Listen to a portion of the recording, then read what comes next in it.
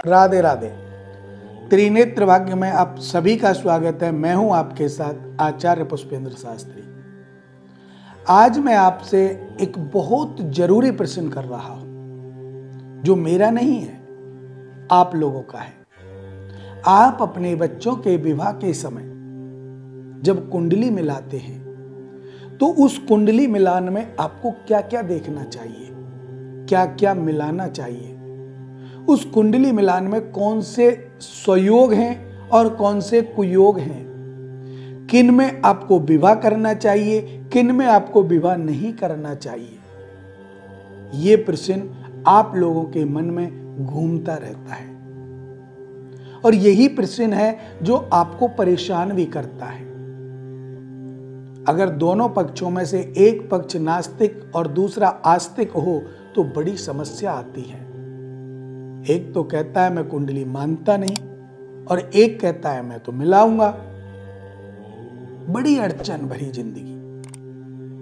तो आज मैं आपको इस वीडियो के माध्यम से बताऊंगा कि अगर आप किसी ब्राह्मण के पास जा रहे हैं कुंडली मिलान के लिए तो वो कुंडली आपको कैसे मिलानी है और किस किस चीज को मिलाना है।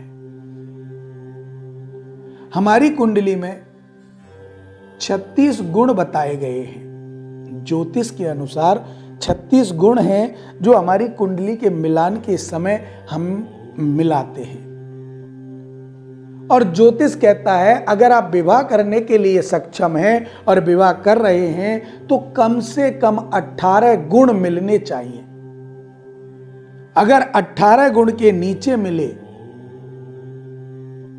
तो विवाह नहीं करना चाहिए, ऐसा ज्योतिष कहती है। 36 गुण में से आधे गुण मिलने ही मिलने चाहिए, 18 गुण मिलने ही मिलने चाहिए। 18 नहीं मिले तो आपको विवाह नहीं करना चाहिए।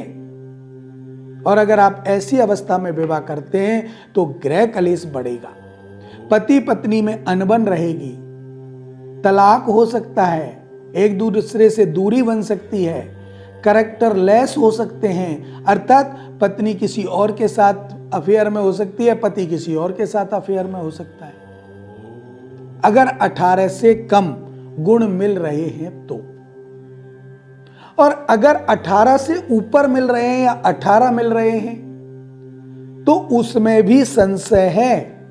अब उसमें हमें देखना क्या है, नाड़ी दोष तो नहीं है। सबसे पहले हमको देखना है वर्ण। वर्ण कौन सा है। अगर वर्ण वर का वर्ण, लड़के का जो वर्ण है वो वैश्य है और लड़की का वैश्य है, या सेम वर्ण है, वैश्य, ब्राह्मण, क्षत्रिय, शूद्र, ये 4 वर्ण हैं। इन 4 वर्णों में अगर सेम वर्ण दोनों का आता है तो अति उत्तम है, बहुत उत्तम। ऐसा विवाह आप करेंगे तो कभी भी उनके जीवन में एक दूसरे को समझने में दिक्कत नहीं आएगी। वर्ण को देखकर वो कौन से वर्ण से है। अगर देख लीजिए, अब वो अगर वर्ण देख लिया कि एक ब्राह्मण है और दूसरा शूद्र है, मतलब लड़का ब्राह्मण है लड़की शूद्र है, या लड़की ब्राह्मण है लड़का शूद्र है। जो कुंडली के वर्ण की बात कर रहा हूं मैं, जाति की बात नहीं कर रहा हूं। ध्यान रखना, कोई जाति पर इस चीज को बिल्कुल ना लेके जाए। मैं जाति की बात बिल्कुल नहीं कर रहा हूं। मैं कर रहा हूं कुंडली में जो 4 वर्ण होते हैं, ब्राह्मण, वैश्य, शूद्र और क्षत्रिय, ये जो 4 वर्ण हैं इनकी मैं बात कर रहा हूं। अगर ब्राह्मण के साथ शूद्र का विवाह हो जाता है तो उनको समझने में, एक दूसरे को समझने में बहुत टाइम लगेगा। हो सकता है वो आपका विवाह सफल ना हो, अलग अलग रहने को मजबूर हो जाए, क्योंकि दोनों की सोच अलग अलग होगी।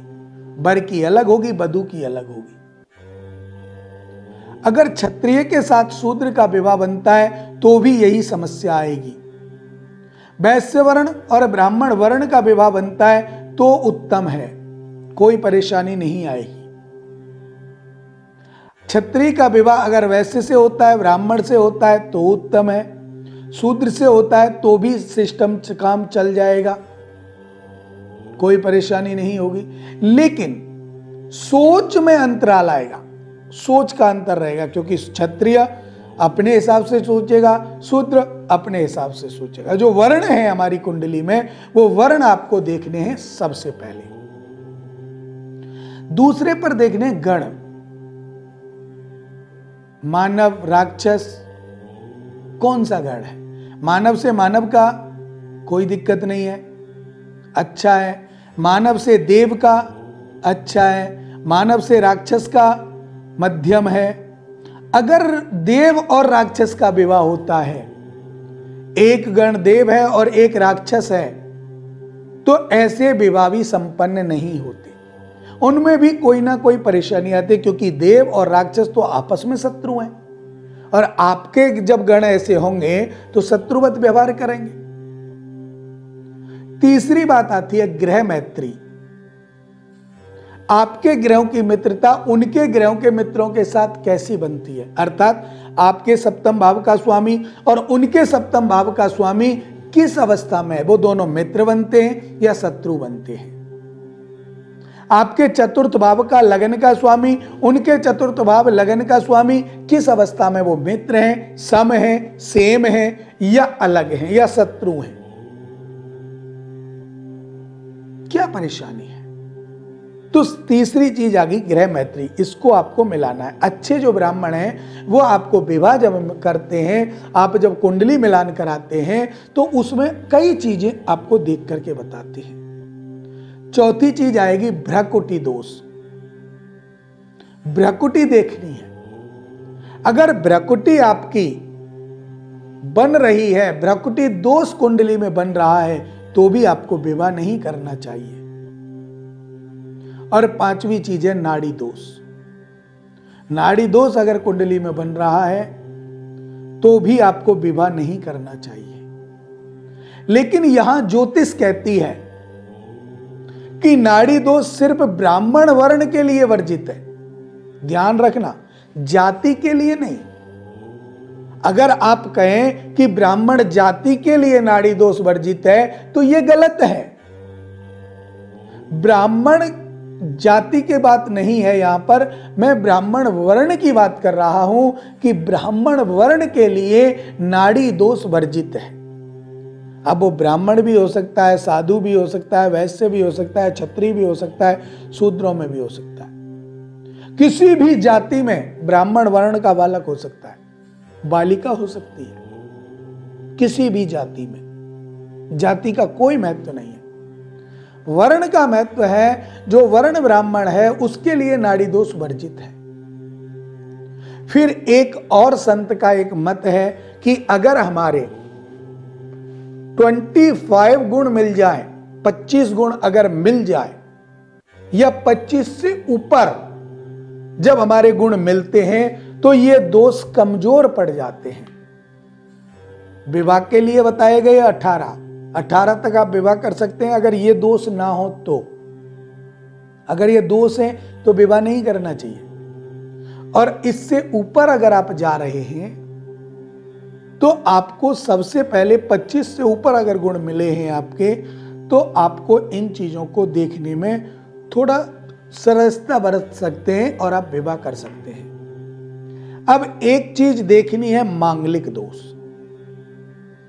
लड़का लड़की में से कोई मांगलिक तो नहीं, क्योंकि अगर एक मांगलिक है एक मांगलिक नहीं है तो प्रॉब्लम खड़ी होगी। दोनों मांगलिक हैं तो कोई प्रॉब्लम नहीं आएगी। लेकिन लड़की लड़का में से कोई एक मांगलिक है और एक की कुंडली में मंगल दोष नहीं है, लेकिन उसकी कुंडली में कोई ग्रह ऐसा प्रबल है कि मिलने के बाद उसकी कुंडली का मंगल दोष भी खत्म कर सकता है, तो विवाह करने में कोई परेशानी नहीं आएगी। जैसे एक की कुंडली में पहला, चौथा, 7वां, 8वां, 12वां घर में मंगल बैठा हुआ है और शनि वहां बैठा नहीं। लेकिन अगर दूसरे की कुंडली में इन्हीं घरों में पहला, चौथा, 7वां, 8वां, द्वादश, इन्हीं घरों में अगर शनि बैठ जाए तो वो शनि उनके मंगल को काट देगा, तो उनका मंगल दोष खत्म हो जाएगा। तो भी आप विवाह कर सकते हो, उसमें कोई दिक्कत कोई परेशानी नहीं आएगी। इन्हीं शुभ मंगल कामनाओं के साथ मुझे दीजिए इजाजत। राधे राधे।